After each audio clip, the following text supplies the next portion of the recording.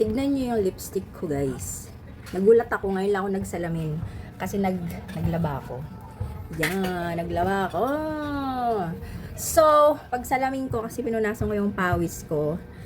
Malis ako kanina, nag-lipstick ako. May video ko nun. Kumain ako sa Korean Mart. Nagkape pa ako. Minom na ako ng buko juice. Pumunta pa ako sa bangko. Evergotes ko ako. Namili ako. Nag-shopping. And, ano oras na ako naka-uwi?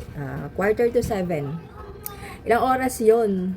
Tapos, nagulat ako kasi yung lips ko ay nandyan pa rin yung lipstick niya. Yan o. Akala ko wala na.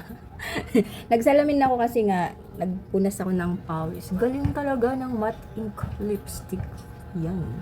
Ang shade na gamit ko ay 210 kasi para siyang natural. Para akong walang lipstick. So, parang lip ko lang yan. Pero, meron niyang lipstick. So, yung video ko kanina, ganyan yung lip ko kapag walang lipstick. Pero ngayon, parang natural looking. Diba? Pero may lipstick po yan. Galing talaga ng, Maybelline New York.